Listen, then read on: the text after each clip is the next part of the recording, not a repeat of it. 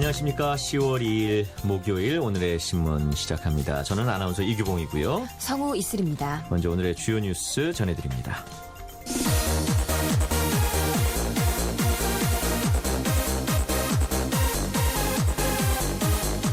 달러 강세와 엔화 약세의 연쇄적 충격에 코스피가 2달 반 만에 2,000선 밑으로 떨어졌습니다. 세월호 특별법 협상 타결로 국회가 151일 만에 정상화되기 무섭게 어제 여야는 일제히 상임위원회를 가동시키고 국정감사 준비를 본격화하는 등 모처럼 일하는 설령의 모습을 보여줬습니다. 해군 구조함 통영함 납품비리 혐의를 받고 있는 오모 전 해군 대령이 방위사업청 재직 시절 이 함정에 설치된 또 다른 부실 장비를 선정하는 데 개입한 사실이 드러났습니다. 검찰은 1일 오전 대령 등 2명을 구속 수감했습니다.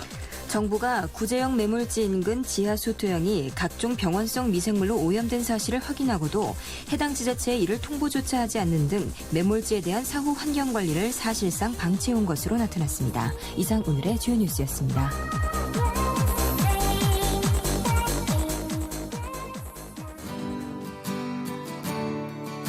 자전거 탄 풍경이 부릅니다. 너에게 난 나에게 넌.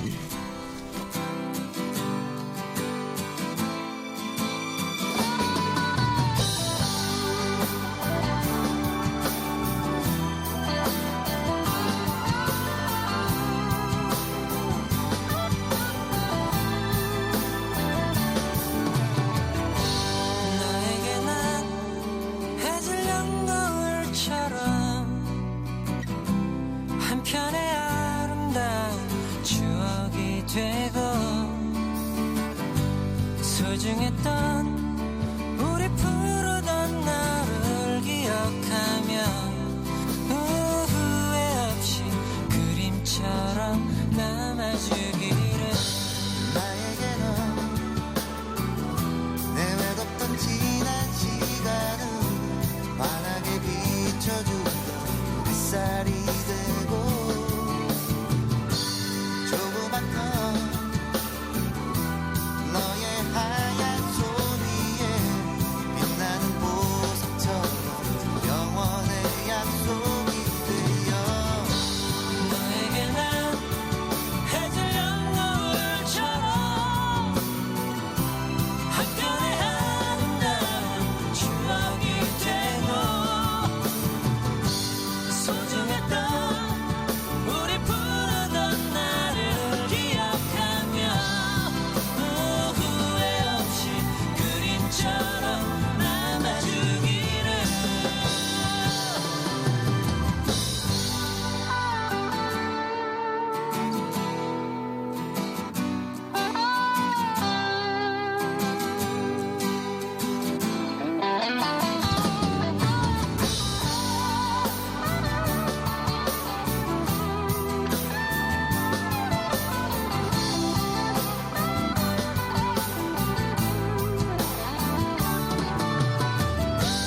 나에게는 초록의 슬픈 노래로 내 작은 가슴 속에 이렇게 남아 반짝이던 너의 예쁜 눈망울에 수많은 별이 되어 영원토록 빛나고 싶어 너에게 난 해질녘 노을처럼 한편의 아름다운 추억이 되고 소중했던 우리 부르던 나를 기억하며 후회 없이 그림처럼 남아주기를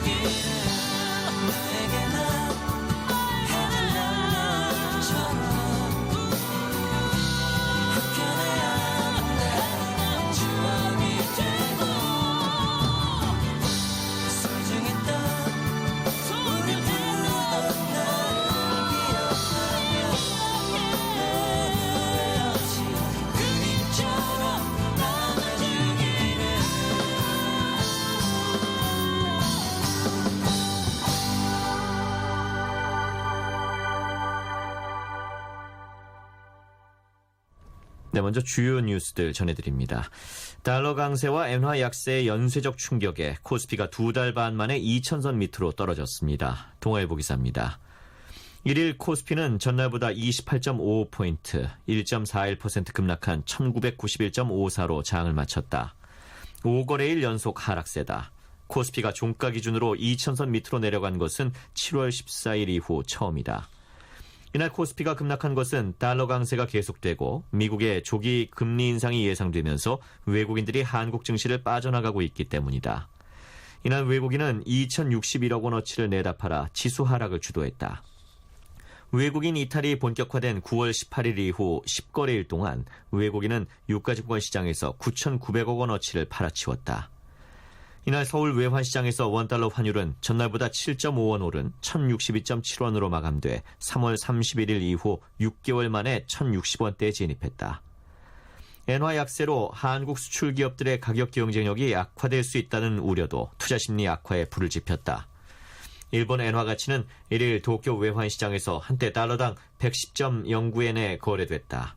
엔화가 심리적 마지노선인 110엔대로 떨어진 것은 리먼 브러더스 사태 직전인 2008년 8월 25일 이후 6년 1개월여 만이다. 전문가들은 최경환 경제부총리 겸 기획재정부 장관 취임 이후 한껏 부풀었던 경기 부양에 대한 기대감이 관련 법안 통과 지연 등으로 약화되고 있는 데다 삼성전자 등 주요 기업의 실적 부진까지 겹쳐 국내 증시의 조정 국면이 당분간 계속될 것으로 전망하고 있다. 동아일보 기사였습니다. 세월호 특별법 협상 타결로 국회가 151일 만에 정상화되기 무섭게 어제 여야는 일제히 상임위원회를 가동시키고 국정감사 준비를 본격화하는 등 모처럼 일하는 선량의 모습을 보여줬습니다. 서울신문 기사입니다. 그러나 빠듯한 일정에 법안 심의와 국감 준비에 투자할 시간이 촉박해 장기 국회 파행의 후유증이 벼락치기 국회라는 난맥상으로 이어질까 우려되고 있다. 오는 7일에서 27일로 급하게 잡힌 국감을 앞두고 이날 국방위 등 11개 상임위는 부랴부랴 전체 회의를 열어 국감 계획을 의결하고 증인 채택, 자료 요청 문제를 논의했다. 외교통일위 등 나머지 상임위도 이번 주 중 국감 계획을 확정할 방침이다. 하지만 세월호법에 발목이 잡혔던 민생법안 논의는 당분간 이뤄지지 못할 전망이다. 국감과 대정부 질문이 끝난 뒤인 11월에야 법안 심의가 시작될 가능성이 높아지고 있다. 이와 관련 청와대는 의료법 및 서비스산업발전기본법과 크루즈산업육성법 등 30개 중점 법안의 조속한 국회 처리를 요구하는 등 강력한 입법 드라이브를 걸었다. 안종범 경제수석은 이날 원래 경제정책 브리핑을 갖고 30개 중점 법안 가운데 단 3개만 법사위에 올라가 있고 나머지는 아직 상임위 차원에 머물러 있어 상당히 염려스럽다며 경제 활성화를 위해 조속한 법안 통과를 강조했다. 이런 가운데 국회의원 세비 3.8% 인상 비판 논의 제기돼 또다시 놀고 먹는 정치권이란 비판이 나오고 있다. 여론의 비난이 비등해지자 새누리당 이정현 최고위원은 이날 벼룩도 낯짝이 있다고 했다. 우리가 무슨 낯으로 세비 인상안에 동의한단 말이냐며 반대의 뜻을 밝혔다. 또 여야가 세월호 후속 법안의 하나였던 부정청탁 금지 및 공직자 이해충돌방지법, 즉 김영란법 처리를 전날 합의문에서 슬그머니 뺀 것을 두고도 입법 의지가 의심스럽다는 비판이 나온다. 신율 명지대 교수는 앞으로 세월호법 문제로 당내 반발이 나와 국감이나 예산심의가 날림이 될 가능성도 많다며 그런데도 세비 올릴 생각을 하는 건 뻔뻔스럽다고 말했다. 서울신문 기사였습니다. 해군 구조함 통영함 납품비리 혐의를 받고 있는 오모 전 해군 대령이 방위사업청 재직 시절 이 함정에 설치된 또 다른 부실 장비를 선정하는 데 개입한 사실이 드러났습니다. 국민일보 기사입니다. 검찰은 1일 오 전 대령 등 2명을 구속 수감했다. 특히 오 전 대령은 전역하자마자 2개월 만에 자신이 사실상 특혜를 준 부실 장비 제작 방산업체의 계열사에 간부로 취직한 것으로 확인됐다. 문제의 장비는 결국 고장을 일으켜 통영함 건조가 18일이나 지연됐던 사실도 추가로 밝혀졌다. 선체 고정 음파 탐지기뿐만 아니라 통영함 장비 납품 과정 전반에 군피아의 개입과 전관 예우가 있었다는 의혹이 제기됨에 따라 검찰 수사 확대가 불가피할 전망이다. 국민일보가 국회 국방위원회 소속 새정치민주연합 김광진 의원실을 통해 입수한 자료에 따르면 오 전 대령은 2010년 12월 방사청에서 상륙함 사업팀장으로 전역한 뒤 불과 2개월 뒤인 2011년 2월 S사 계열사의 부장으로 취업했다. 오 전 대령은 방사청 상륙함 사업팀장이던 2008년 12월 통영함에 장착할 발전기 엔진을 관급, 즉 방사청이 납품업체에 선정으로 할 것인지 도급, 즉 건조업체가 직접 선정으로 할 것인지를 결정하는 회의체의 위원장이었다. 회의에서 오 전 대령 주도로 관급이 결정된 후 납품업체는 곧바로 S사로 선정됐다. 발전기와 엔진 구매에는 총 152억 원이 투입됐다. 오 전 대령은 2년 뒤 군을 떠났고 곧바로 이 회사 계열사에 입사했다. 발전기 엔진 선정 당시 해군과 국방기술품질원, 방사청 내부에서조차 S사 장비를 관급으로 납품하는 것에 강력히 반대했던 것으로 확인됐다. 방사청 함정기본설계사업팀은 해당 장비에 대해서 방위사업관리규정 136조에 따라 함정 성능 보장상 책임 한계를 명확히 할 필요가 있는 장비에 해당되므로 도급 분류가 필요하다는 의견을 냈다. 해군본부와 국방기술품질원도 같은 의견을 냈다. 하지만 오 전 대령이 위원장으로 주재한 2008년 12월 29일 회의는 이런 의견을 무시하고 해당 장비의 관급 조달을 의결했다. 의결서는 향후 장비 함정 계약 시 책임 한계를 명확히 할 수 있는 방안을 반영하기로 노력한다는 면피성 문구를 달았다. 결국 S사가 납품한 발전기는 큰 고장이나 통영함 제작이 18일 동안이나 지연됐다. 김 의원은 검찰이 통영함 탑재 장비의 관도급 분류 절차뿐만 아니라 납품업체 선정 과정, 예비역 장교들의 유관업체 취업 등 군피하 문제 전반을 발본색원해야 한다고 지적했다. 국민일보 기사였습니다. 정부가 구제역 매물지 인근 지하수 토양이 각종 병원성 미생물로 오염된 사실을 확인하고도 해당 지자체에 이를 통보조차 하지 않는 등 매물지에 대한 사후 환경 관리를 사실상 방치해온 것으로 나타났습니다. 조선일보 기사입니다. 환경부는 2011년 초 돼지 3천여 마리가 묻힌 경기도 이천시 두미리의 한 매물지 인근 지하수가 매물지에서 흘러나온 침출수로 오염됐다는 연구 용역 조사 결과를 한국미생물학회로부터 제출받았지만 정화 조치는 물론 경기도의 오염 사실조차 알리지 않았다. 이 때문에 경기도는 이 매물지 인근 지하수가 오염되지 않았다고 판단해 지난 4월 평탄화 작업을 실시, 매물지를 일반 토지로 용도 전환했다. 구제역 관리 대상 매물지에서 제외한 것이다. 경기도 관계자는 지하수 오염 사실을 통보받았더라면 용도 전환하기 전에 대책을 강구했을 것이라며 앞으로 이 매물지 인근 지하수 토양에 대한 정화 등 조치에 나설 방침이라고 말했다. 환경부 산하 한국환경공단은 지난해 경기 남양주시 진건읍의 한 매물지에 대한 환경 영향조사를 벌여 매물지 내부와 인근 토양이 병원성 대장균인 O157로 오염된 사실을 확인했다. 그러나 이 사실도 경기도에 통보되지 않아 현재까지 사후 조치가 이루어지지 않고 있다. 조선일보 기사였습니다. 노래 듣겠습니다. 김미도의 또 찍고.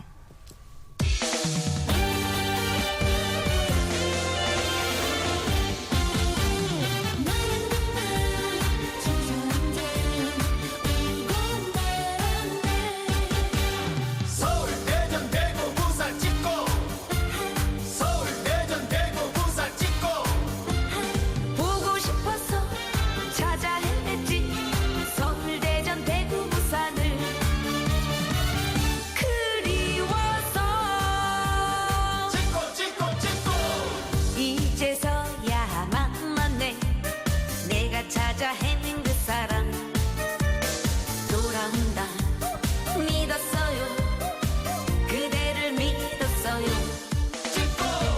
봄이 가고 여름 가고 가을 지나 겨울이 와도 사랑하는 마음 하나 변치 않았죠 이제 다시는 떨어지지 않을 거예요 아무리 힘들어도 놓아주지 않을 거예요 아팠던 지난 세월 이제 모두 다 잊고 그대의 품 안에서 영원히 살 거예요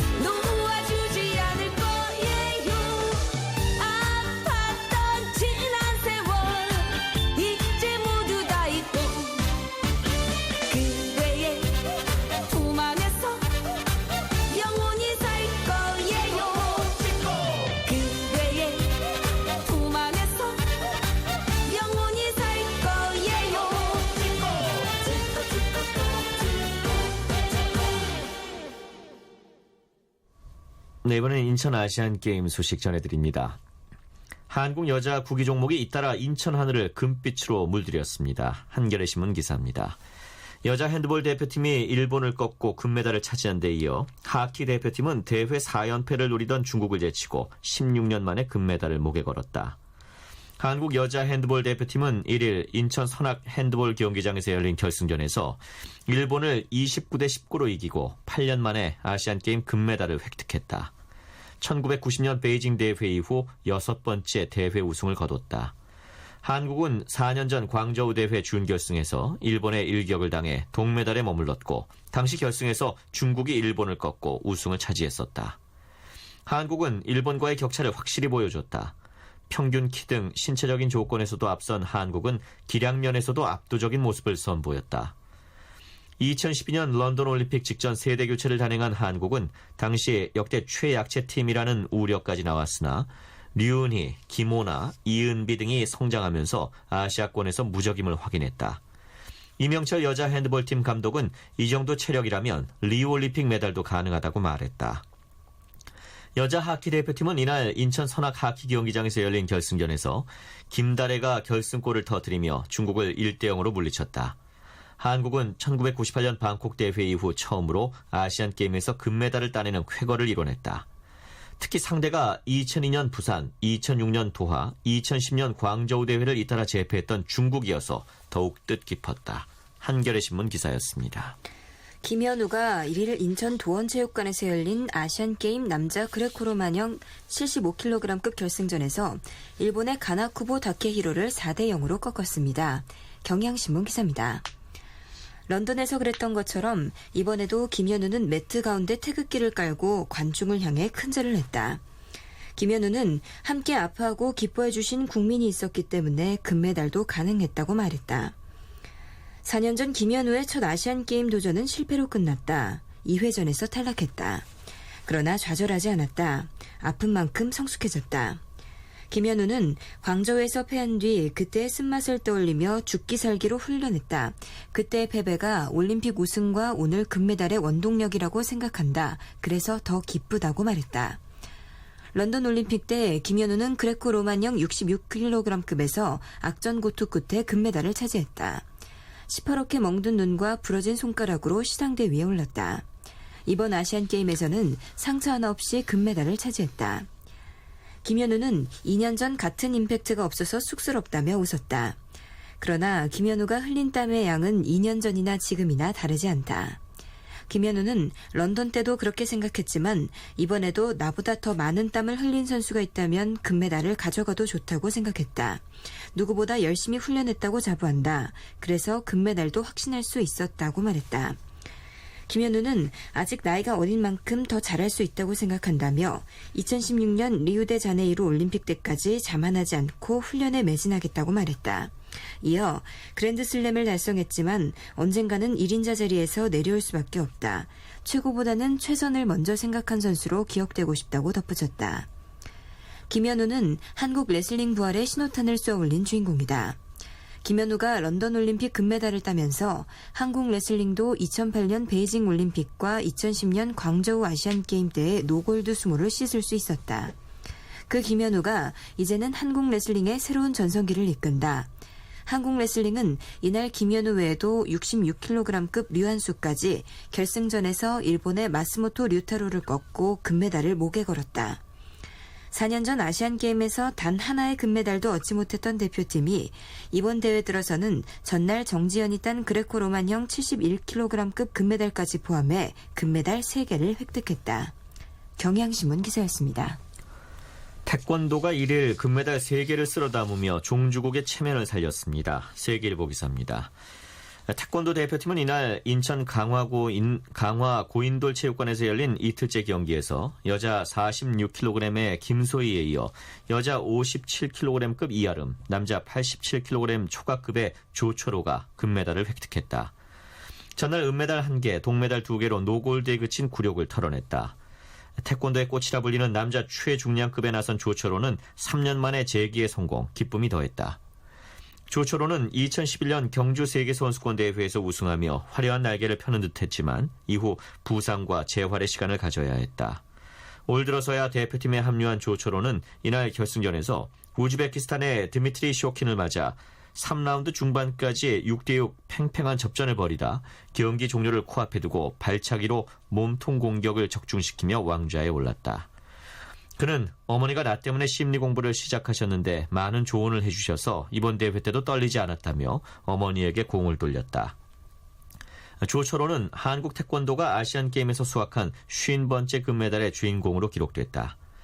여자 선수들은 이날 출전한 2명이 모두 금메달을 따내는 수훈을 세웠다. 김소희는 결승전에서 대만의 린완딩을 10대4로 꺾고 한국 태권도의 첫 금맥을 뚫었다.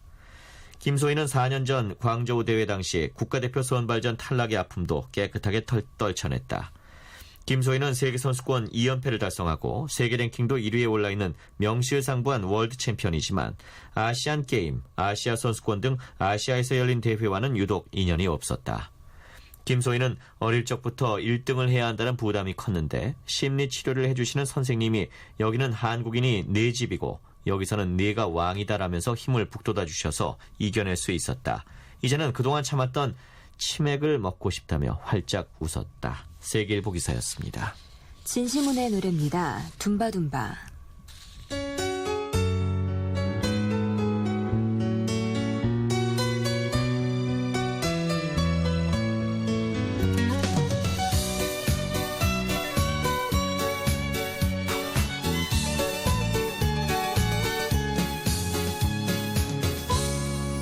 살다 보면 힘이 들겠지.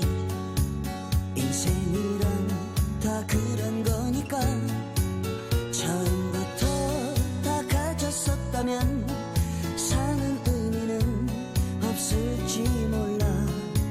젊은 날에 당신을 만나 목숨 바쳐 사랑을 했지. 세월 가고 텅 빈 가슴엔 왜 외로움들이 와 있는 걸까. 알아 고생했지. 나를 만나서 너 힘겨웠지. 우리 흘린 눈물 그 무엇보다도 소중했는데. 둠바 둠바 둠바 외로워 마라. 둠바 둠바 둠바 처음 그때처럼. 둠바 둠바 둠바 이제부터야 당신은 영원한 나의 사랑.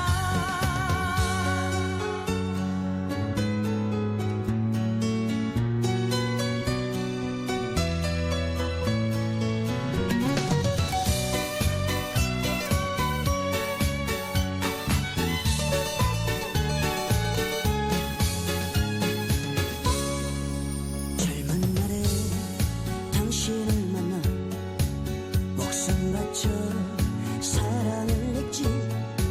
세월 가고 텅 빈 가슴엔 왜 외로움들이 와 있는 걸까. 알아 고생했지. 나를 만나서 너 힘겨웠지. 우리 흘린 눈물 그 무엇보다도 소중했는데. 둠바 둠바 둠바 외로워 마라. 둠바 둠바 둠바 처음 그때처럼. 둠바 둠바 둠바 이제부터야 당신은 영원한 나의 사랑. 그래 우리 사랑은 세월이 흘러도 변할 순 없는 거야. 둠바 둠바 둠바 외로워 마라. 둠바 둠바 둠바 처음 그때처럼. 둠바 둠바 둠바 이제부터야 당신은 영원한 나의 사랑. 영원한 나의 사랑.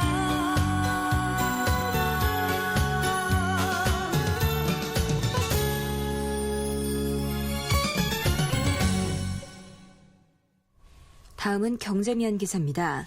소비자 물가 상승률이 2년 4개월째 물가 안정 목표치를 밑돌고 있습니다. 세계일보 기사입니다. 저물가는 당장 가게 살림에는 보탬이 될 수 있지만 경제 활력을 떨어뜨리는 요인으로 꼽힌다.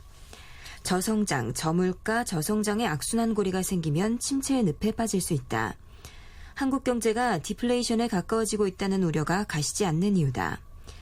1일 통계청의 9월 소비자 물가 동향에 따르면 지난달 소비자 물가 상승률은 전년 동월 대비 1.1% 상승했다. 이는 석 달째 상승률이 둔화한 것으로 지난 2월 이후 7개월 만에 가장 낮은 수준이다. 소비자 물가 상승률은 2012년 6월부터 줄곧 한국은행의 물가 안정 목표를 밑돌고 있다. 2012년 10월 이후로는 단 한 번도 2%대에 진입하지 못했다. 가게 살림 관점에서 보면 저물가가 반갑다. 지난달 생활물가지수는 1년 전보다 0.6% 오르는 데 그쳐 상대적으로 상승폭이 작았다. 식료품과 음료 등 식품 물가는 0.3%, 식품 이외의 물가는 0.8% 올랐다. 전세와 월세를 포함한 생활물가 지수는 0.9% 상승했다. 신선식품은 오히려 8.6% 하락했다. 그러나 국가경제 관점에서는 걱정이 크다. 물가가 지나치게 낮은 상태가 지속되면 경제 주체의 인플레이션 기대가 떨어져 소비와 투자 등도 위축된다. 수요가 없으면 물건값이 하락하고 기업의 이익이 줄어든다. 이런 식으로 저성장이 저물가로 이어지고 다시 저성장으로 연결되는 악순환이 굳어지면 벗어나기 쉽지 않다. 일본의 잃어버린 20년 전철을 따라가지 않을까 우려하는 목소리가 큰 이유다. 정부가 규제 완화와 세제 지원 등을 통해 기업의 투자를 독려하면서 경제 전반에 활력을 불어넣겠다고 나서는 배경이기도 하다. 정부는 현재 경기 상황이 디플레이션보다는 디스인플레이션 쪽에 가까운 것으로 판단하고 있다. 디플레이션은 소비자 물가 상승률이 마이너스인 상태에 따른 경기 침체 상황을 말한다. 디스인플레이션은 물가 상승률이 플러스지만 상승폭이 점점 줄어드는 상태인 경기 침체 상황을 의미한다. 세계일보 기사였습니다. 단말기 유통구조 개선법, 일명 단통법이 시행되면서 스마트폰 보조금이 이전보다 크게 줄어든 것으로 나타났습니다. 국민일보 기사입니다. SK텔레콤과 KT, LG U+플러스 등 이동통신 3사는 1일부터 홈페이지에 요금제에 따른 보조금을 모델별로 공시했다. 방송통신위원회는 보조금 상한선을 30만 원으로 정했지만 실제로 이 통사들은 최신 스마트폰에 10만 원 안팎의 보조금만 지급하는 상황이다. 삼성전자 갤럭시 노트4의 경우 SK텔레콤은 11만 1,000원, KT와 LG U+는 각각 8만 2천 원과 8만 원의 보조금이 책정됐다. 그것도 9만 원이 넘는 비싼 요금제를 사용할 때 받을 수 있는 금액이다. 사용자들이 가장 많이 쓰는 6만 원에서 7만 원대 요금제로 낮추면 이보다 적은 액수로 하향 조정된다. 이 통사들은 시장 상황 등을 고려해 보조금을 조정해 나갈 계획이다. 한 이 통사 관계자는 경쟁사의 동향, 마케팅 전략 등을 고려해야 하기 때문에 처음에는 보조금을 소극적으로 책정할 수밖에 없다면서 시간이 지나면서 보조금은 늘어날 수 있다고 설명했다. 이 통사는 일주일에 한 번 보조금을 변경해 공시할 수 있다. 보조금이 줄어들었다는 인식 때문에 이날 스마트폰 판매점은 한산한 모습이었다. 출시 15개월이 지난 스마트폰은 보조금 제한이 없기 때문에 당분간 이런 제품을 중심으로 마케팅이 집중될 것이란 전망도 나온다. 국민일보 기사였습니다. 지난달 수출이 470억 달러로 철강과 컴퓨터 등 주요 품목의 해외 판매 호조에 힘입어 한 달 만에 반등했습니다. 서울신문 기사입니다. 산업통상자원부는 1일 지난달 수출액이 476억 9,100만 달러로 지난해 같은 달보다 6.8% 증가했다고 발표했다. 특히 9월 하루 평균 수출액은 22억 7천만 달러로 지난 6월에 이어 역대 두 번째로 높은 수치를 기록했다. 또 지난달 무역 수지는 33억 6,100만 달러로 32개월째 흑자를 이어가고 있다. 산업부는 올해 사상 최대 무역 규모 및 수출액 달성이 가능할 것으로 관측했다. 지난해보다 감소했던 지난 8월 수출은 증가세로 돌아섰다. 철강, 컴퓨터, 일반 기계 수출 증가가 두드러졌다. 품목별 수출 증가율은 철강이 33.8%로 가장 높았다. 컴퓨터, 선박, 일반 기계, 액정 디바이스, 반도체, 석유화학 등이 뒤를 이었다. 자동차 수출은 현대, 기아자동차의 부분 파업, 잔업, 특근 거부에 따른 생산 차질에도 불구하고 6.9% 증가했다. 반면 휴대전화 등 무선통신기기는 해외 스마트폰 시장에서 경쟁을 벌이고 있는 아이폰 6 출시로 인해 3.9% 줄었다. 지역별로는 미국으로의 수출이 19.9%로 수출 증가세를 주도했다. 중국으로의 수출도 지난달 6.5% 증가해 5개월 만에 증가세로 전환됐다. 유럽연합과 대일 수출은 각각 5.1%, 6.2% 줄었다. 수입은 원자재, 자본재, 소비재 모두 증가했다. 지난달 수입액은 443억 3천만 달러로 지난해 9월보다 8% 상승했다.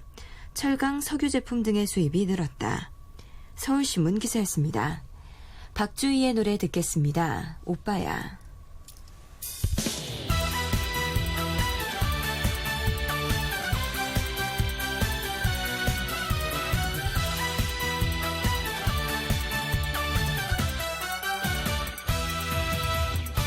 오빠야 오빠야 나를 놓지 마 오늘도 내일도 나를 사랑해 오빠 없이 나는 못 살아 다시 태어나도 못 살아 언제까지나 기다릴 거야 내게로 돌아와 잠시 흔들렸을 뿐이야 내가 못해줬을 뿐이야 오늘이라도 지금이라도 내게로 돌아와 달콤했던 유혹에 쉽게 빠지진 않아 내겐 오빠뿐이야 오빠야 나를 놓지 마 오늘도 내일도 나를 사랑해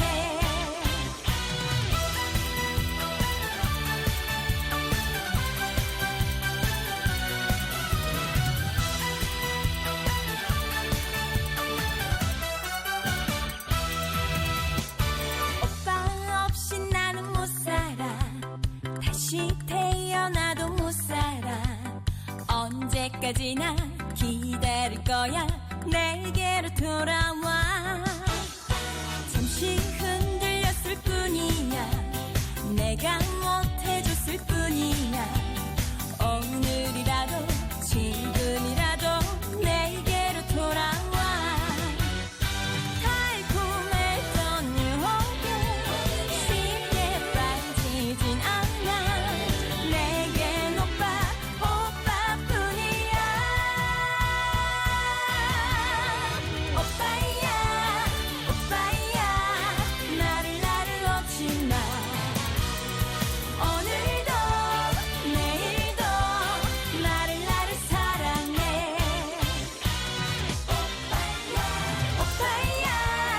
오빠야 나를 놓지 마 오늘도 내일도 나를 사랑해 오빠야 나를 놓지 마 오늘도 내일도 나를 사랑해 영원토록 사랑해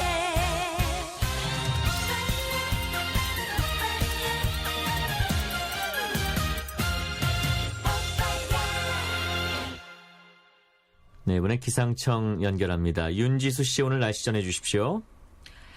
네, 오늘은 전국이 흐린 가운데 비가 내리는 곳이 대부분일 것으로 보입니다. 하지만 개천절인 내일은 다시 맑아지면서 화창함을 기대하셔도 좋겠습니다. 다만 강원 영동 지방은 예외입니다. 지금 기압골의 영향을 받고 있기 때문에 전국이 대체로 흐린 편이고 특히 충청남도 서해안과 전라북도 일부 지역으로 약하게 비가 내리고 있습니다.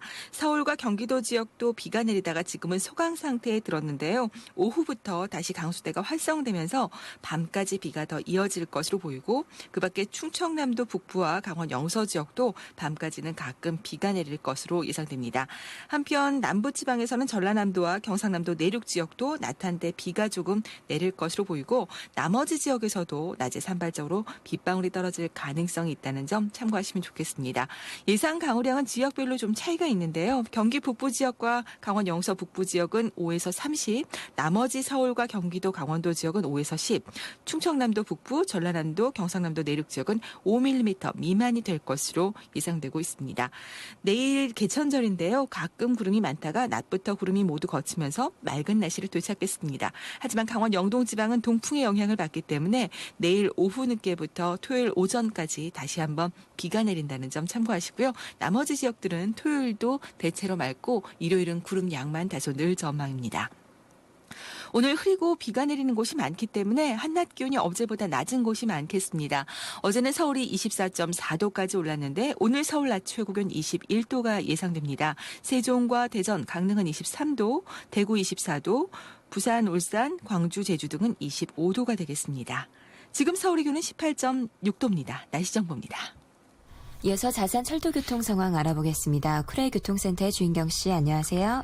네, 안녕하세요. 오늘 열차 이용 계획이신 분들은 미리 좌석을 확보하시는 게 좋겠습니다. 내일부터 이어지는 연휴를 하루 앞두고 예밀이 부쩍 높아졌고요.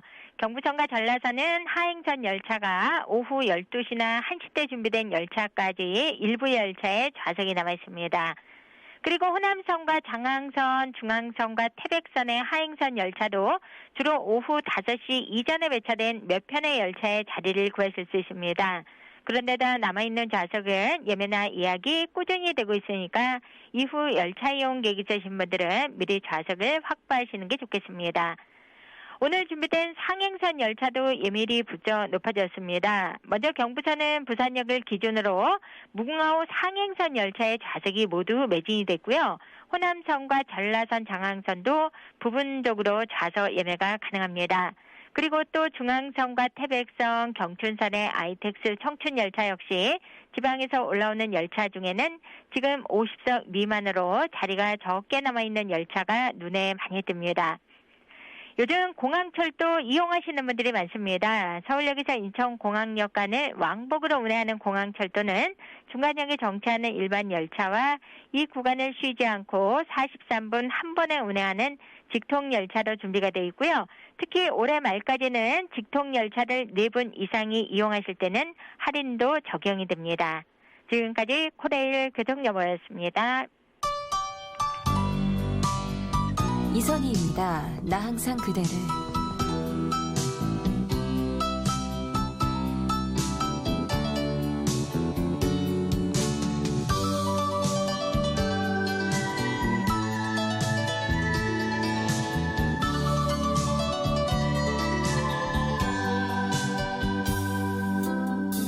나 항상 그대를 보고파 한데 맘처럼 가까울 수 없어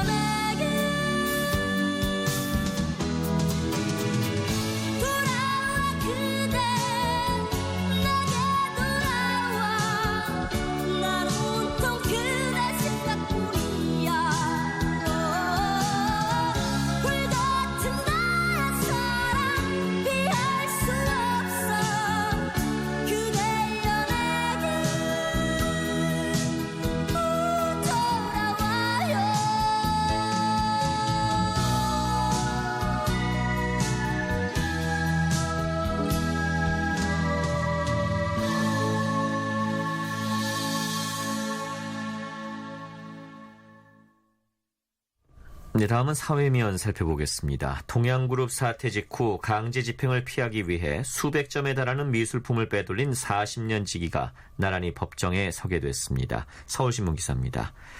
대학 동문인 이혜경 동양그룹 부회장과 홍성원 갤러리 서미 대표는 학창시절 함께 테니스를 치며 친분을 쌓았다.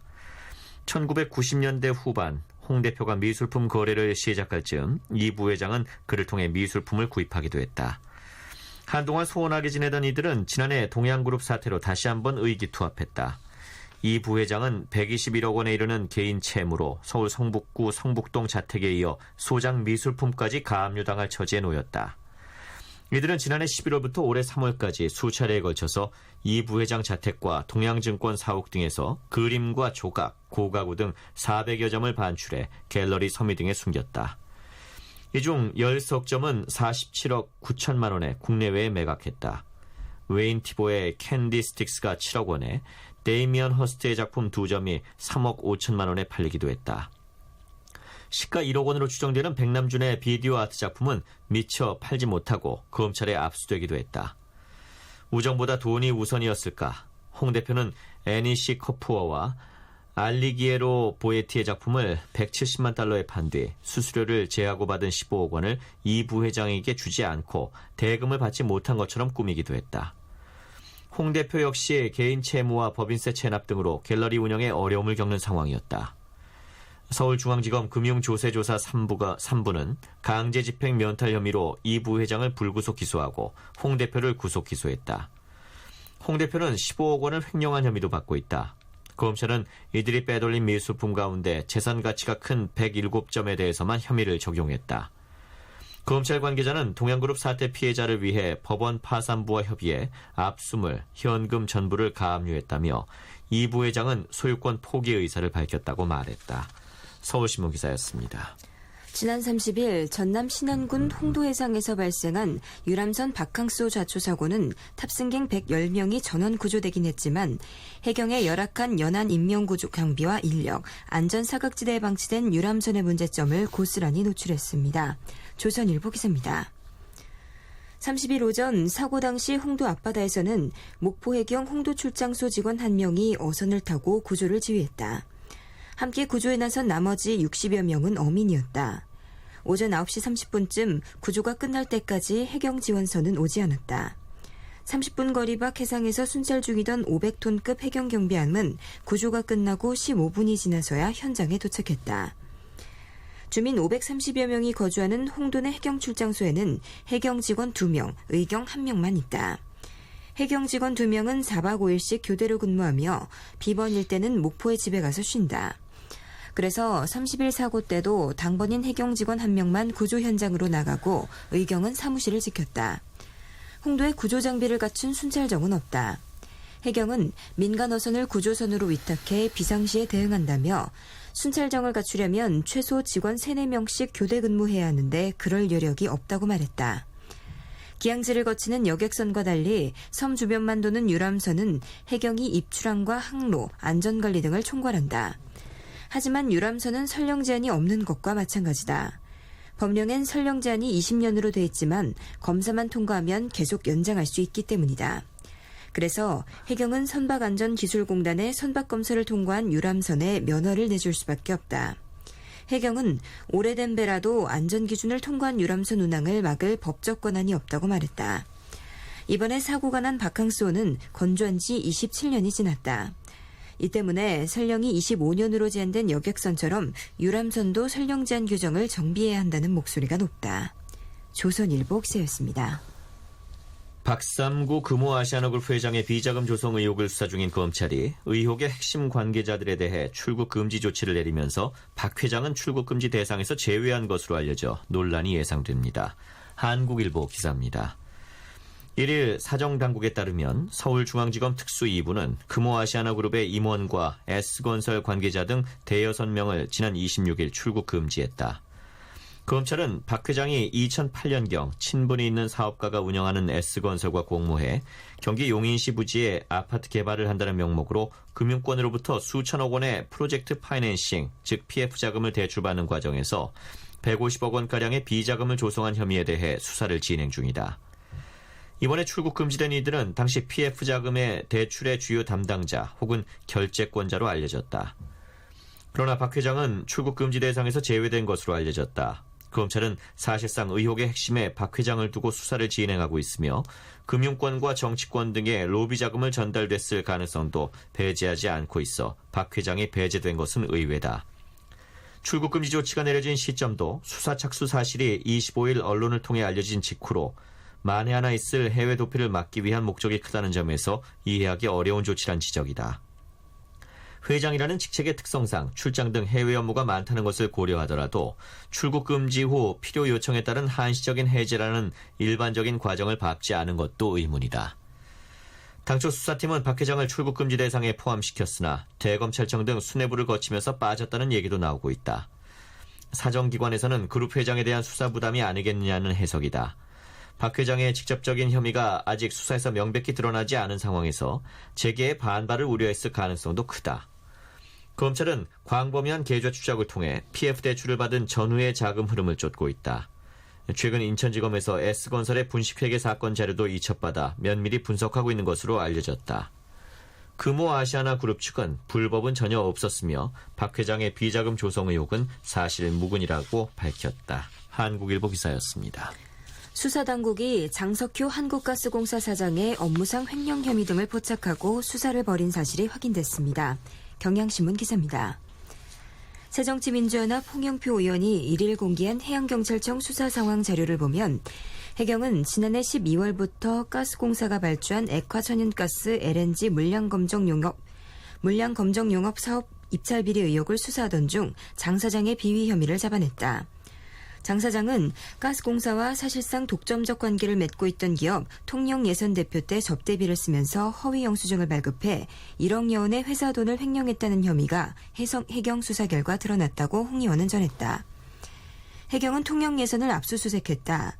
홍 의원은 장 사장이 35차례에 걸쳐 공사 관계자 등에게 골프 접대를 한 혐의도 일부 확인됐다고 했다. 경향신문 기사였습니다. 최성수의 해후 전해드리면서 저희는 잠시 후 11시에 다시 찾아오겠습니다.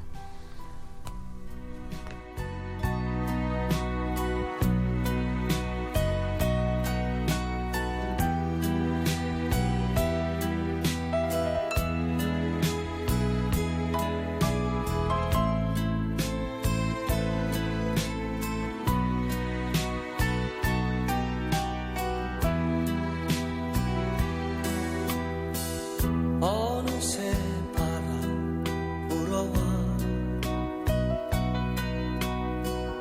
옷깃을 여미어 봐도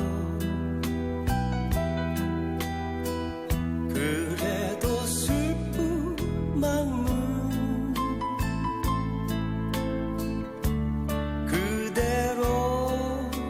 그대로인걸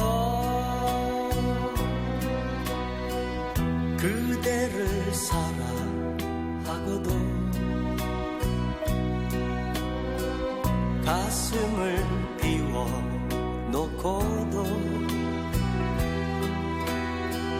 이별의 예감 때문에 노을진 우리의 만남 사실은 오늘 문득 그대 손을 마주 잡고서 참 넓은 찻집에서 다정스러운 눈빛으로 예전에 그랬듯이 마주보며 사랑하고파 어쩌면 나 당신을 볼 수 없을 것 같아 사랑해 그 순간만은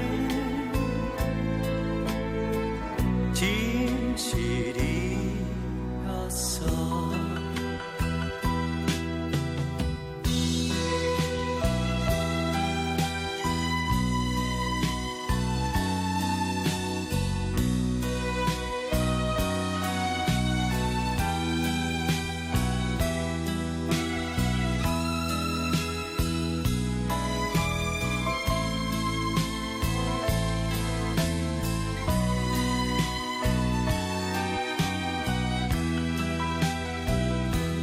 사실은 오늘 문득 그대 손을 마주 잡고서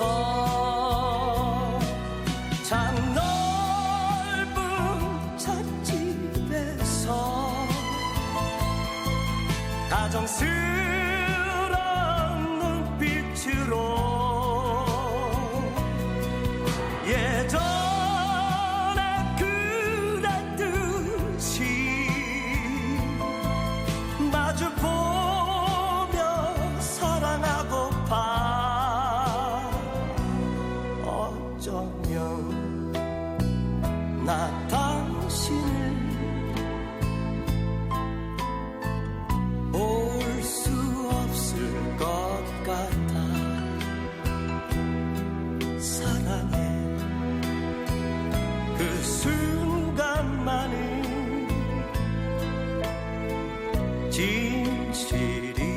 진실이었어.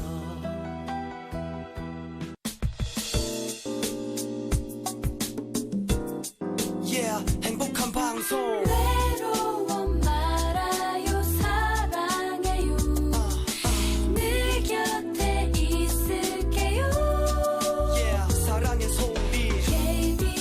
KBS 사랑의 소리 방송 언제나 여기에. KBS 제3라디오 오늘의 신문 함께하고 계십니다. 이제 국제면 살펴보겠습니다. 신중국 건립 65주년을 맞은 1일 홍콩에서는 반중 열기가 어느 때보다 뜨거웠습니다. 동아일보 기사입니다. 수십만 명의 홍콩 시민들은 이날 2017년 홍콩 행정장관 선거안에 반대하며 일명 우산혁명이라 불리는 불복종 저항운동을 나흘째 이어갔다. 중국 국경절인 이날 많은 시민과 학생들은 홍콩의 금융중심지 센트럴, 번화가 몽콕뿐만 아니라 까우룽반도 침사추이 등으로 지역을 확장하며 반중 시위를 펼쳤다고 홍콩 사우스 차이나 모닝포스트가 보도했다. 블룸버그 통신은 도심 지역에만 최소 10만 명 이상이 몰렸으며 이외 지역에도 수만 명이 시위를 벌였다고 전했다. 이날 시위에 참여한 학생 지도부는 렁추닝 행정장관이 2일까지 사임하지 않을 경우 주요 정부 건물을 점거하며 시위를 확대하겠다고 경고했다. 이에 렁 장관은 절대 사직할 수 없다는 입장을 밝혔다. SCMP는 시위대의 홍콩 행정장관 자유직선제 요구뿐만 아니라 렁 장관의 퇴진 요구도 관철되지 않아 시위가 장기전에 돌입하게 됐다고 전했다. 애초 우려했던 시위대와 홍콩 경찰 간의 격렬한 충돌과 무력 진압 사태는 발생하지 않았다. 중국 지도부는 홍콩 시위대의 선거 민주화 요구에 대한 반대 입장을 분명히 밝혔다. 시진핑 국가주석은 전날 베이징 인민대회당에서 일국 양제를 부단히 추진하는 것은 국가의 근본 이익과 홍콩 마카오의 장기적 이익에 들어맞는다고 말했다고 관영 신화통신이 1일 보도했다. 동아일보 기사였습니다. 시진핑 중국 국가주석이 일국양제를 부단히 추진하는 것은 국가의 근본 이익과 홍콩 마카오의 장기적 이익에 들어맞는다고 밝혔습니다. 국민일보 기사입니다. 시 주석은 건국 65주년 기념일인 국경절을 맞아 지난 30일 밤 베이징 인민대회당에서 열린 기념 초대회에 참석해 중앙정부는 앞으로 흔들림 없이 일국양제 방침과 기본법을 관철하고 홍콩, 마카오의 장기적 번영과 안정을 수호할 것이라며 이같이 말했다고 신화통신이 1일 보도했다. 시 주석은 우리는 조국의 대가정 속에서 홍콩 동포들과 마카오 동포들이 반드시 더욱더 아름다운 미래를 창조할 것으로 믿는다고 덧붙였다. 그동안 시 주석은 중국의 2017년 홍콩 행정장관 보통선거 선거 방식에 반대하는 홍콩 시민들의 시위와 관련해 직접적인 언급을 자제해왔다. 따라서 이번 발언은 지난 8월 결정된 홍콩 행정장관 선거 방식을 존중하라는 요구와 함께 시위대를 향한 경고성 메시지로 풀이된다. 홍콩에서는 도심 점령 시위가 4일째 계속됐다. 대학생 시위 지도부인 레스터 셴은 기자회견에서 렁추닝 홍콩 행정장관이 2일까지 사임하지 않을 경우 주요 정부 건물을 점거하는 등 시위를 확대하겠다고 경고했다. 센트럴을 점령하라라는 운동을 발기한 찬킨만 박사도 대규모 점령 시위에도 정부가 꿈쩍하지 않고 있다며 들판의 꽃이 계속해서 만발해야 한다고 말했다. 전날 밤 천둥과 폭우에도 불구하고 홍콩 시민 수천 명은 도심에서 밤샘 시위를 이어갔다. 홍콩 언론은 이날도 10만 명이 넘는 시민들이 시위에 동참했다고 보도했다. 국민일보 기사였습니다. 미국과 영국의 공중전 지원을 받은 쿠르드족 민병대 페슈메르가가 수니파 극단주의 무장 세력 이슬람 국가 IS가 장악한 이라크 북서부 국경의 요충지를 탈환하는 데 성공했습니다. 한겨레 신문 기사입니다. AP통신은 1일 페슈메르가 병력이 30일 새벽부터 이슬람 국가와 치열한 교전을 벌인 끝에 시리아 국경지대 요충 도시인 라비아 일대를 장악했다며 이는 지난 8월 미국의 공습 개시 이래 거둔 최대 군사적 성과라고 보도했다. 라비아는 시리아와 이라크 북부 최대 도시인 모술을 잇는 간선도로가 관통하는 곳이다. 이슬람 국가가 지난 6월 삽시간에 모술을 장악할 때도 이곳을 통과한 것으로 알려졌다. 페슈메르가가 라비아를 장악하면서 시리아와 이라크를 자유롭게 넘나들던 이슬람 국가의 전술에도 변화가 생길 것으로 보인다. 앞서 페슈메르가는 29일 시리아와 국경을 맞대고 있는 마흐두디아를 탈환한 뒤 이 지역을 발판으로 이날 본격적으로 라비아 공략에 나선 것으로 알려졌다. 이날 전투에는 시리아 쪽에서 쿠르드 민주연합 소속 쿠르드족 병사들도 가담한 것으로 전해졌다. 국경을 사이에 두고 양동작전을 펼친 셈이다. 여기에 미국 쪽이 모두 7차례 공습을 단행했으며 영국군도 토네이도 전투기를 동원해 2차례 이슬람 국가의 중화기와 장갑 차량 등의 폭격을 가한 것으로 전해졌다.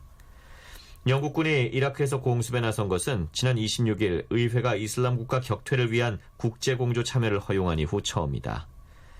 특히 이라크 북서부 최대 부족으로 꼽히는 수니파 샴마르 부족도 페슈메르가와 함께 전투에 참여했다.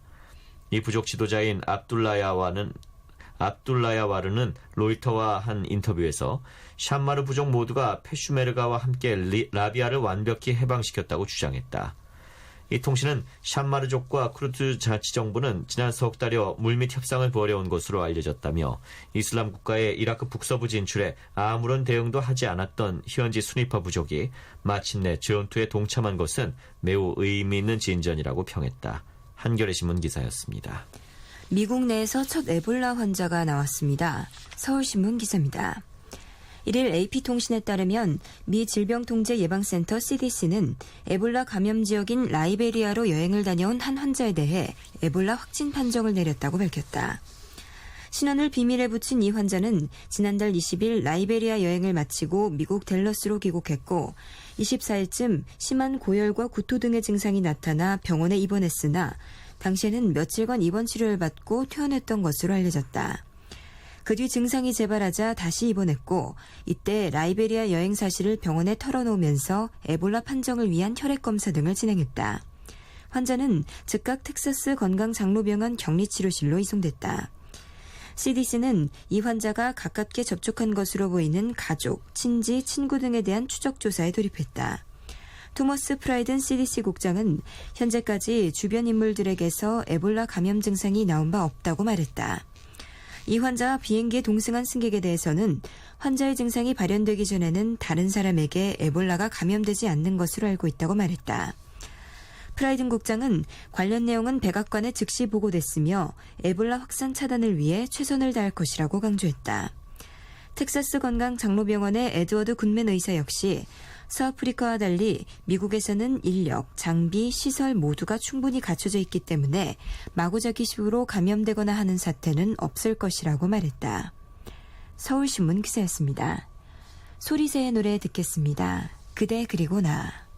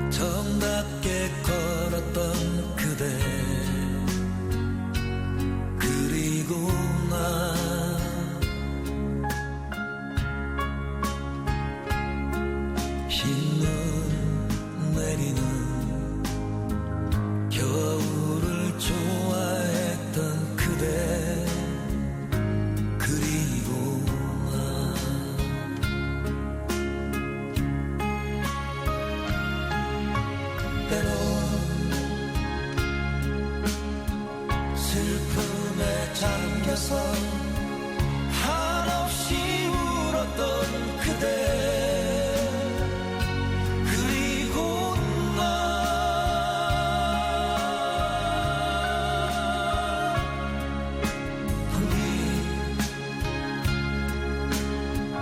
마음을 달래려 고개를 숙이던 그대 그리고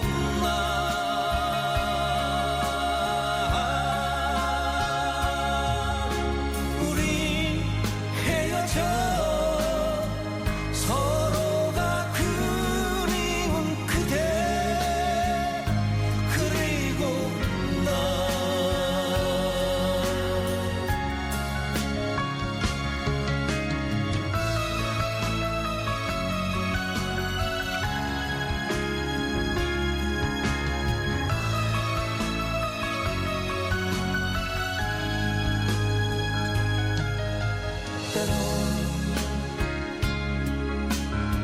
슬픔에 잠겨서 한없이 울었던 그대 그리고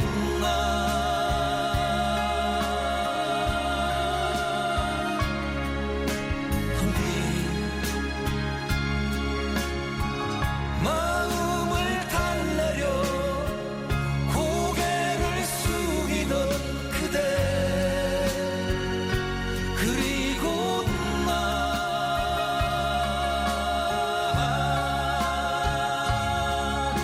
우린 헤어져 서로가 그리운 그대 그리고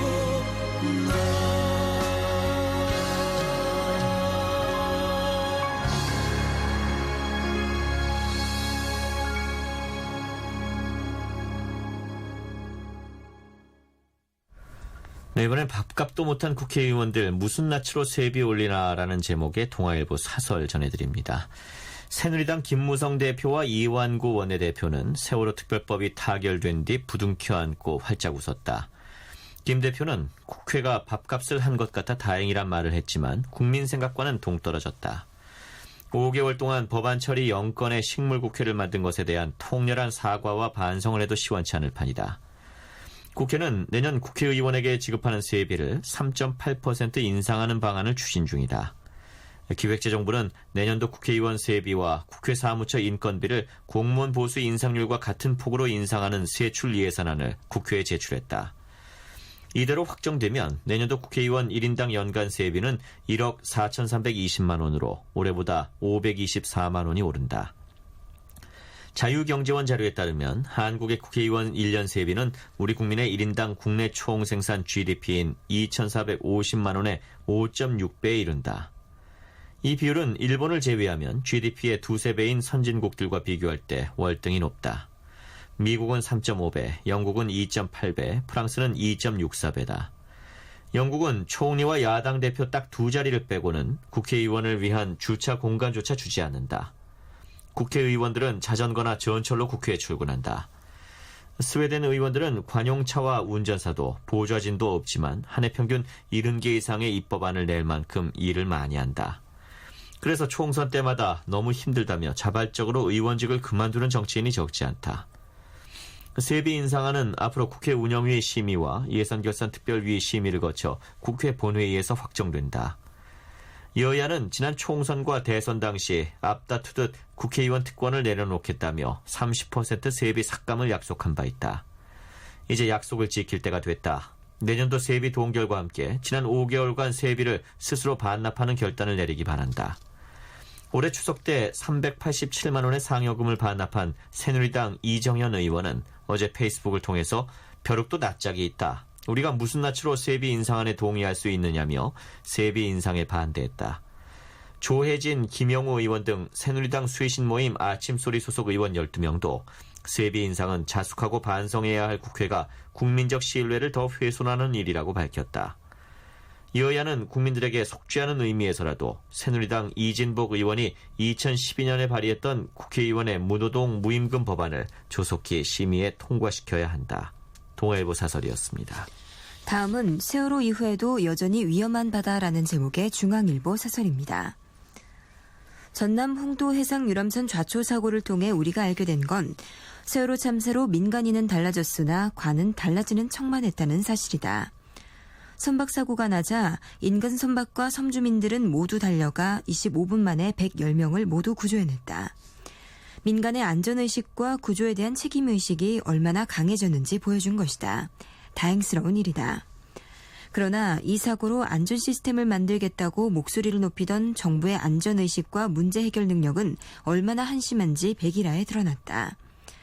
세월호 참사 후 선박 안전대책을 세운다며 요란을 떨고 5개월여 만인 지난달 해양수산부는 연안 여객선 안전관리 대책을 발표했다. 여객선 공영제를 도입하고 연안 여객선 선령을 기존 30년에서 25년으로 줄이는 등이 골자였다. 안전관리 업무도 해수부로 일원하겠다고 했다. 그런데 알고 보니 연안 여객선 166척만 대책에 포함됐을 뿐 그보다 더 많은 1894척에 달하는 유람선은 안전대책 대상에 포함시키지도 않았던 것이다. 게다가 유람선 관리 업무도 바다 유람선은 해경, 강호수 유람선은 지자체 등으로 나눠져 있어 홍도 앞 유람선 사고 후 해수부는 바다를 돌아다니는 유람선이 몇 척이나 되는지도 몰라 허둥댔을 정도다. 안전관리를 일원화했다는 해수부가 유람선 안전관리는 뒷전이었다. 해수부 측은 연안 여객선과 유람선은 소관부처와 법률이 달라 개입하기 어렵다는 입장이다. 유람선 관리 실태가 엉망이어서 사고 위험이 커 해수부가 감독 권한을 요구하는데 소극적인 측면도 있다. 해수부 관계자는 실제로 실행 인력이 없는 상태에서 관리를 자청하긴 어렵다고 했다. 그런가 하면 홍도 주민들이 이번 사고를 낸 바캉스호가 27년 된 노후 선박이라 위험하다고 해경에 진정까지 했으나 묵살당했다. 그것도 세월호 사고가 난 한 달 뒤인 5월의 일이다. 관료들의 안전불감증과 복지부동은 변하지 않았다. 승객에게는 유람선이든 여객선이든 똑같이 물 건너는 선박이다. 똑같은 안전관리 대책이 필요하다. 제발 정부 당국자들이 생색만 내지 말고 안전에 대한 높은 의식을 가져주기 바란다. 중앙일보 사설이었습니다. 전미경의 노래입니다. 장녹수.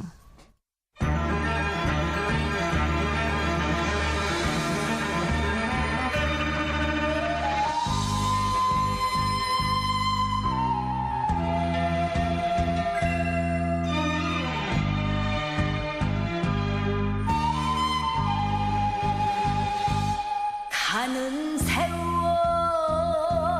바람 타고 흘러가는 저 구름아 수많은 사연 담아 가는 곳이 어둠에냐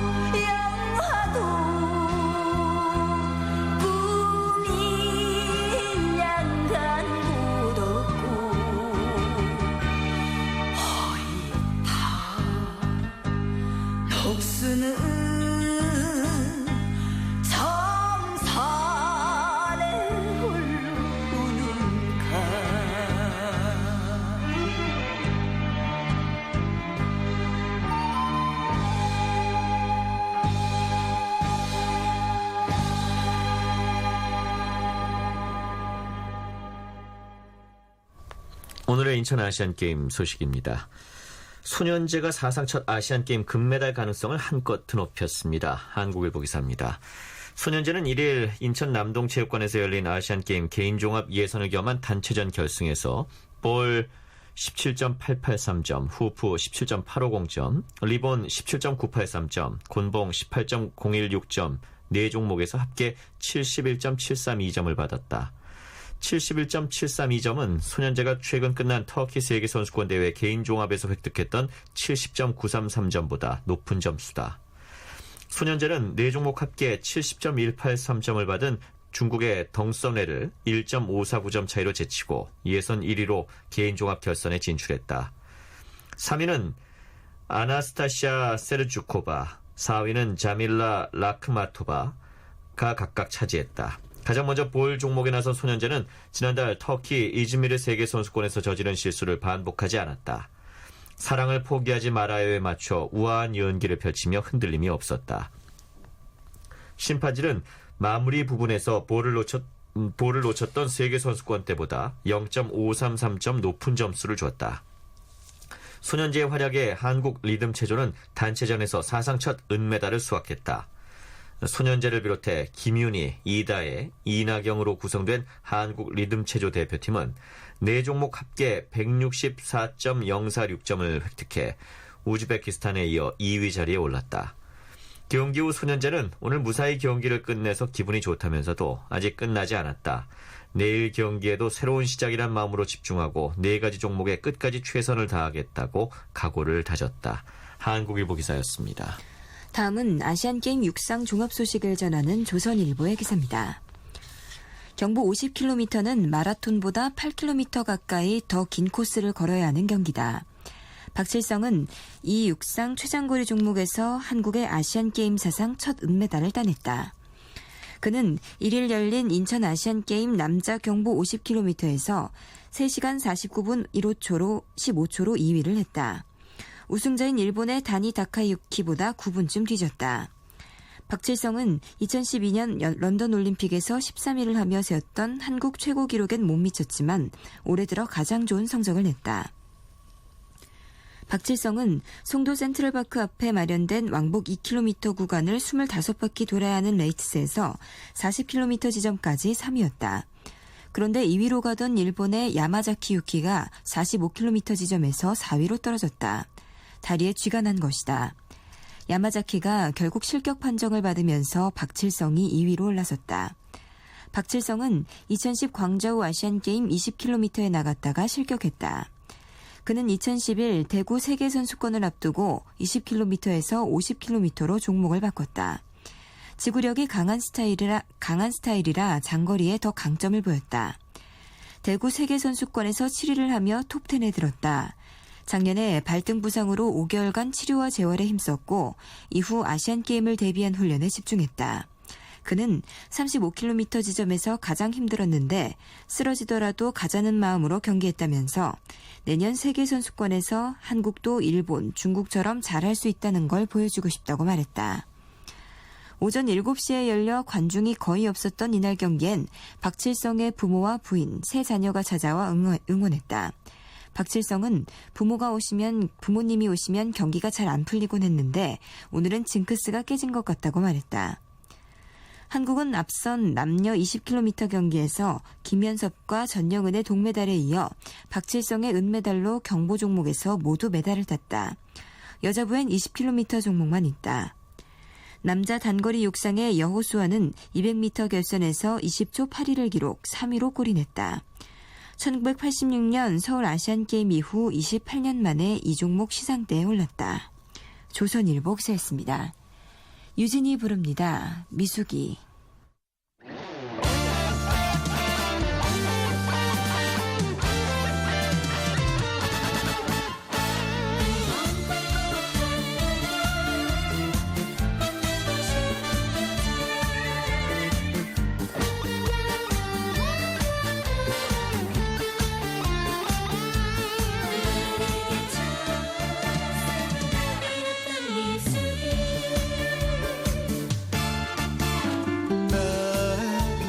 첫사랑 사랑이었던 미숙이 철부지 사랑이었지만은 사랑했었네.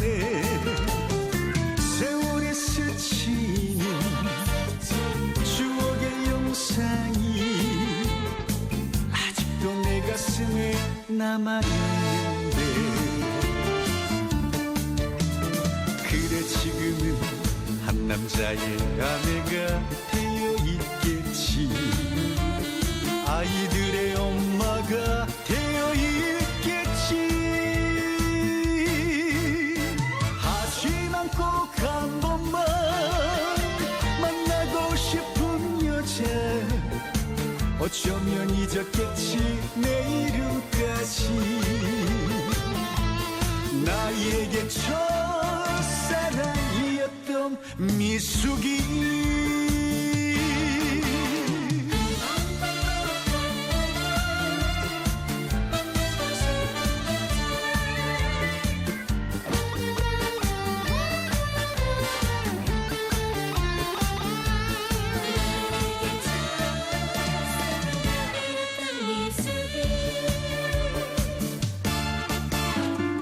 나에게 첫사랑이었던 미숙이 철부지 사랑이었지만은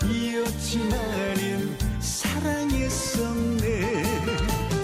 세월에 스치는 추억의 영상이 아직도 내 가슴에 남아있는데, 그래 지금은 한 남자의 아내가 되어 있겠지. 아이들의 엄마가 되어 있겠지.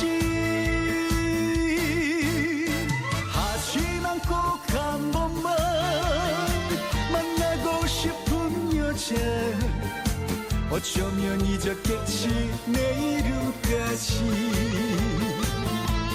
나에게 첫사랑이었던 미숙이. 하지만 꼭 한 번만 만나고 싶은 여자, 어쩌면 잊었겠지 내 이름까지. 나에게 첫사랑이었던 미숙이.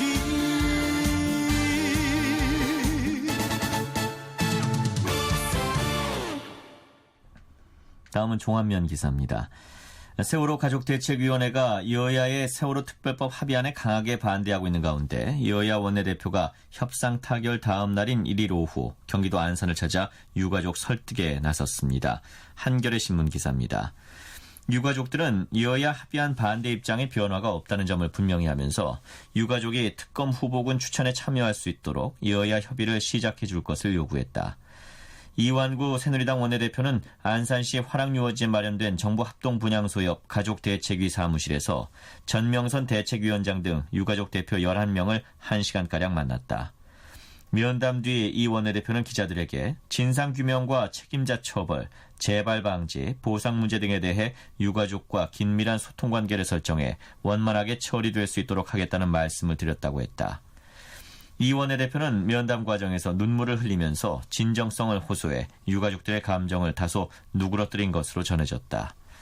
앞서 박영선 새정치민주연합 원내대표도 같은 장소에서 유가족들을 만나 세월호 특별법 합의에 유가족의 뜻을 끝까지 반영하지 못한 것에 대해 사과한 뒤 여야가 추후 논의 과제로 남긴 유가족의 특검 후보군 추천 참여를 최선을 다해 관철시키겠다고 말했다.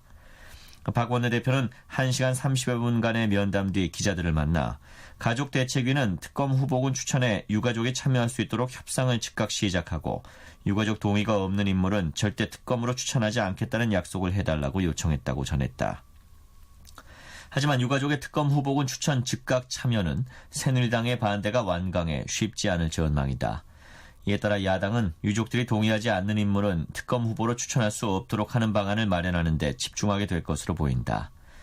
아울러 야당 안에서는 특검에 앞서 설치되는 진상조사위원회의 조사권을 강화해야 한다는 목소리가 힘을 얻고 있다. 새정치연합 관계자는 진상조사위 조사권이 최대한 강화되는 쪽으로 특별법안을 만들어야 유족들도 어느 정도 동의할 수 있지 않겠느냐고 말했다. 세월호 특별법안은 지난 8월 19일 2차 여야 합의 과정에서 기본 골격은 마련한 상태다. 남은 최대 쟁점은 진상조사 대상자나 기관이 의위원회에 출석 자료 제출 요구에 불응할 경우에 대한 처벌 수위다. 야당은 국회 증언 및 감정 등에 관한 법률 규정을 준용해 징역, 벌금형 등 형사처벌과 과태료를 부과할 수 있게 해야 한다는 입장이지만 여당은 위헌 소지 등을 이유로 조사권 강화에 소극적이다. 한겨레 신문 기사였습니다. 국내 성범죄 사건이 증가세를 보이면서 성범죄 연루자가 지난 5년간 3,600여 명에 달하는 것으로 나타났습니다. 세계일보 기사입니다. 1일 새누리당 정미경 의원이 국방부로부터 제출받은 최근 5년간 각 군 성범죄 징계 현안에 따르면 2010년부터 올해 6월 30일까지 성범죄로 징계를 받은 장병은 3,682명이다. 군별로는 육군이 3,371명으로 전체의 92%를 차지했으며 해군이 232건, 공군이 79건이었다. 육군은 2010년 524명이던 성범죄 징계자가 2011년 675명, 2012년 674명으로 늘어나다 2013년에는 1,107명으로 2배 가까이 폭증했다.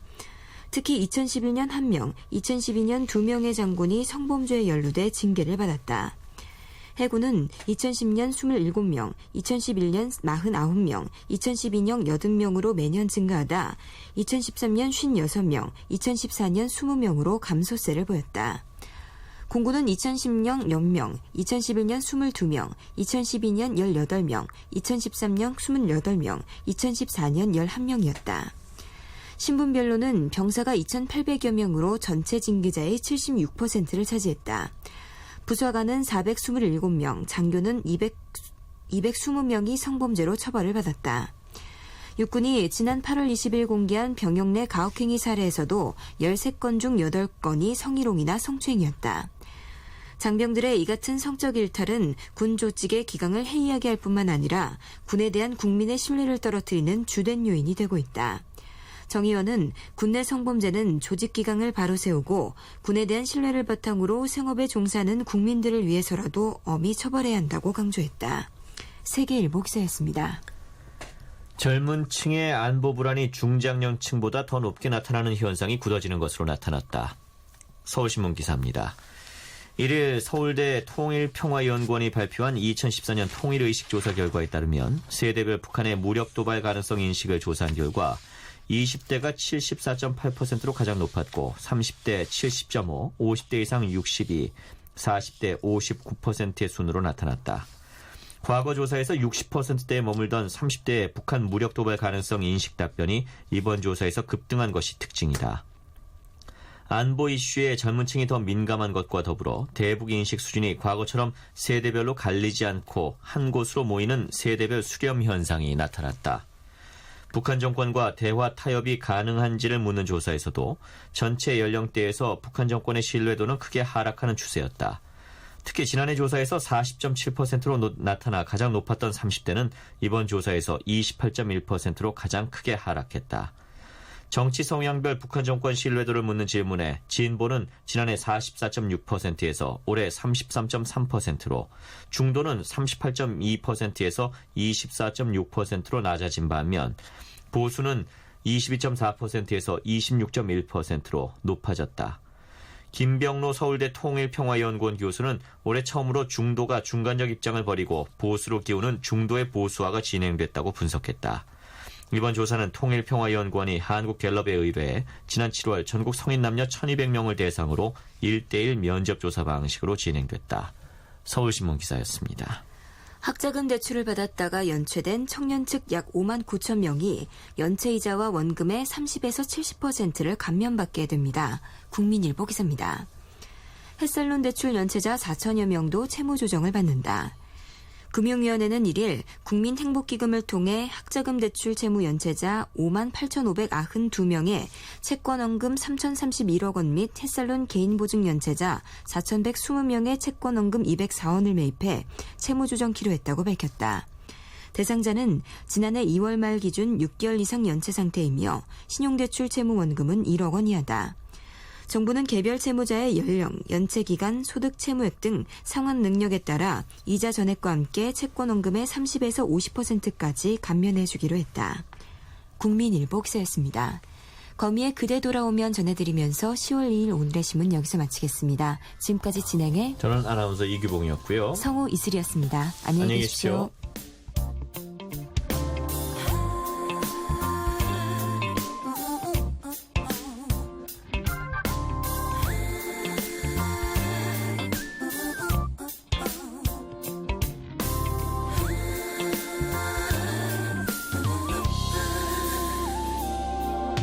참 그대 차가웠죠.